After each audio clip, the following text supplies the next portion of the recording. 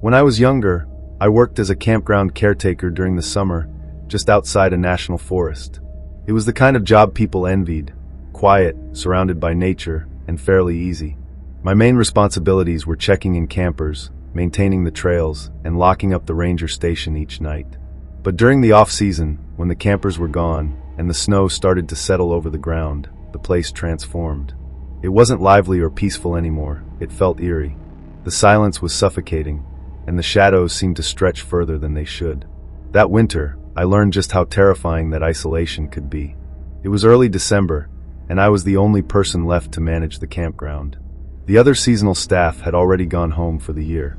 There hadn't been any visitors for weeks, and I hadn't expected any until spring. One night, as I was about to lock up the ranger station, I saw headlights approaching down the narrow, snow-covered road. I watched as an old, beat-up RV pulled into the parking lot, its engine sputtering loudly. A man stepped out. He looked to be in his late 40s, wearing a heavy parka and a beanie. He approached the office, his boots crunching loudly in the snow. "Evening," he said, his breath fogging in the freezing air. "I'm passing through and need a place to park for the night." I hesitated. The campground wasn't officially open, but the man seemed harmless enough. Besides, I figured it wasn't worth the argument. "All right," I said. "You can take a spot near the entrance. No campfires, though." He nodded and handed me some cash before heading back to his RV. I watched as he drove to the designated spot, the headlights cutting through the trees before shutting off. That night, as I settled into my small cabin near the ranger station, I couldn't shake a strange feeling. Something about the man didn't sit right with me, though I couldn't pinpoint why. Maybe it was just the isolation getting to me. Around midnight, I was jolted awake by a loud knocking at my door. My heart raced as I sat up, listening. The knock came again, louder this time. I grabbed my flashlight and cautiously approached the door. "Who's there?" I called out. There was no answer. I opened the door a crack, shining my flashlight into the darkness. The snow reflected the light, but there was no one there, just the faint sound of the wind rustling through the trees.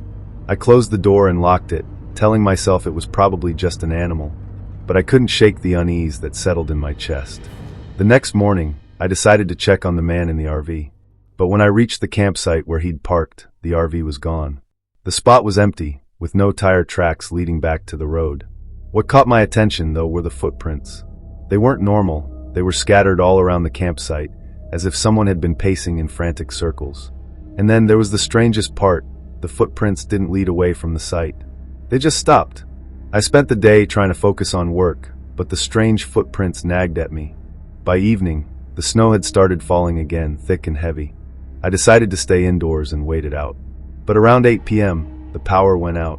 The cabin plunged into darkness, and the only light came from the faint glow of the snow outside. I grabbed my flashlight and my portable radio, trying to get a signal, but all I got was static. Then I heard it, the unmistakable crunch of snow like footsteps just outside the cabin. I froze, my flashlight beam darting toward the window. Through the frosted glass, I thought I saw movement, a dark figure standing at the edge of the woods, just beyond the tree line. I stood there, heart pounding, watching the figure. It didn't move, just stood there staring. And then I heard a voice, soft, barely audible, but close. "Help me." The voice sounded distant, distorted, like it was coming from underwater. My grip tightened on the flashlight. "Who's there?" I shouted. No response. The figure remained motionless for another moment before slipping back into the shadows. I wanted to believe it was the man from the RV, maybe lost or in trouble. But something about the way it moved, slow, deliberate, almost unnatural, made my skin crawl. Against my better judgment, I decided to investigate. I grabbed my coat, a lantern, and a hatchet from the cabin and stepped outside. The cold air bit at my face as I followed the footprints leading toward the woods. "Hello," I called out. "Are you hurt? Do you need help?" The forest swallowed my voice, leaving only the sound of snow crunching under my boots. The footprints led deeper and deeper into the woods, winding between the trees in an erratic pattern. Then they stopped, just like before. No sign of the person who had made them. Just empty snow. I turned to head back to the cabin, but as I did, I saw it again. The figure. It was closer this time, standing on the trail behind me. Its shape was human, but something about it was wrong. Its arms seemed too long, its head tilted at an unnatural angle. "Who are you?" I demanded, holding the lantern high. "What do you want?" It didn't answer. Instead, it took a slow step forward, its feet crunching loudly in the snow. I stumbled backward, nearly dropping the lantern. And then it spoke, not in words, but in a sound, a guttural, rasping noise that made my blood run cold. I turned and ran, my boots slipping on the icy trail. The wind howled through the trees, drowning out everything except the sound of my own panicked breathing. When I reached the cabin, I slammed the door shut and locked it, leaning against it as my chest heaved. For a moment, there was silence. I thought maybe I had lost it. Then came the knocking. It was slow and deliberate, the same pattern as the night before. My heart raced as I backed away from the door. "Go away!" I shouted. The knocking stopped, replaced by a soft scratching sound, like nails dragging across the wood. I don't remember much after that. At some point, I must have passed out, because the next thing I knew, it was morning, and the snowstorm had stopped. The cabin was empty, and there were no footprints outside the door, no sign that anyone or anything had been there. I quit the job the same day. I never went back to that campground, and I never found out who, or what, was out there in the woods. But sometimes, when I'm alone at night, I hear it, the soft knock, followed by the scratching. And I know it's still out there waiting.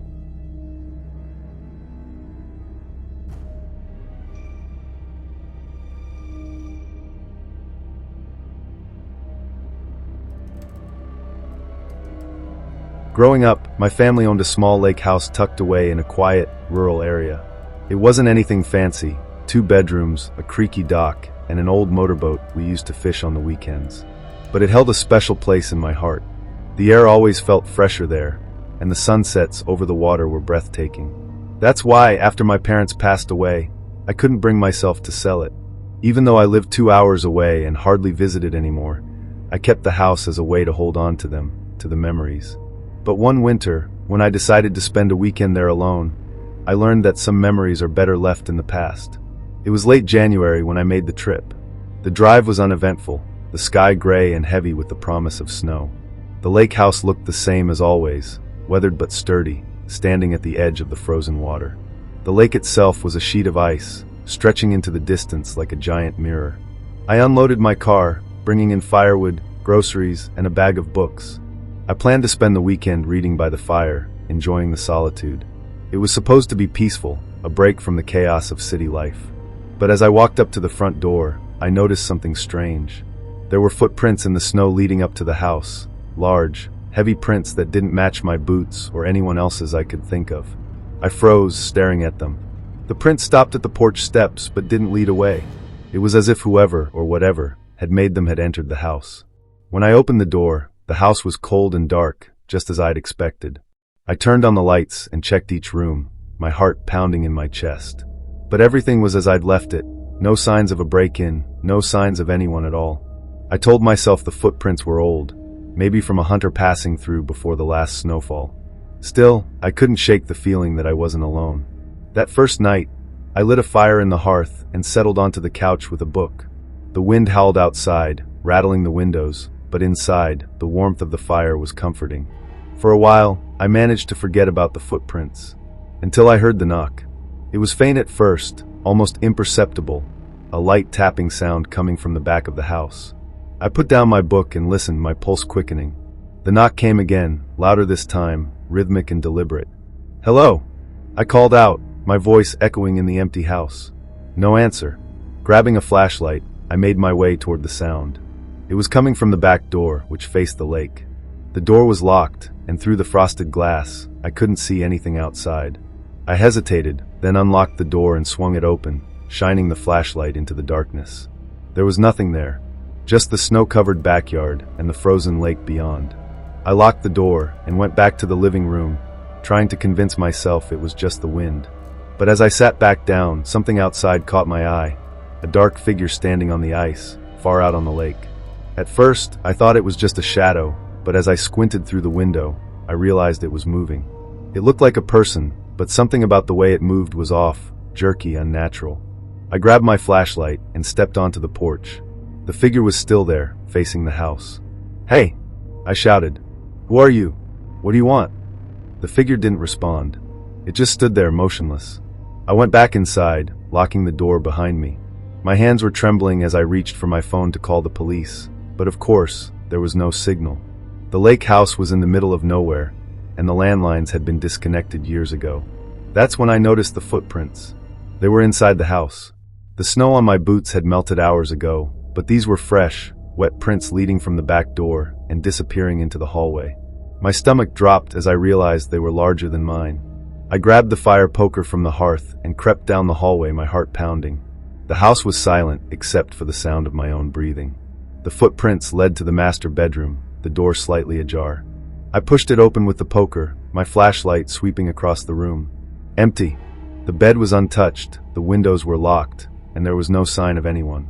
But as I stepped inside, my flashlight landed on something that made my blood run cold. The mirror above the dresser. Written on the glass in long, dripping letters was one word: leave. I stumbled back, nearly dropping the flashlight.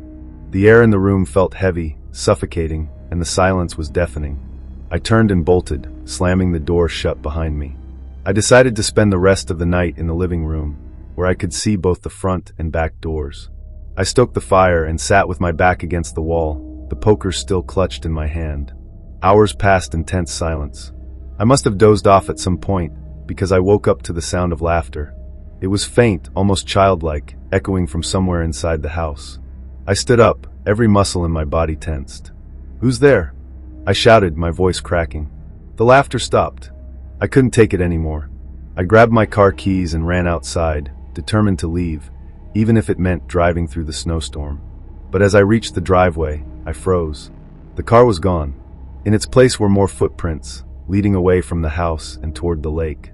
I followed them, my flashlight cutting through the darkness. The wind whipped around me, biting through my coat. The footprints led onto the ice, disappearing halfway across the lake. And then I saw it again, the figure, standing at the center of the frozen water, facing me. This time, I didn't call out. I didn't move. I just stood there, staring at it. The figure slowly raised an arm, pointing toward me. And then the ice beneath it cracked.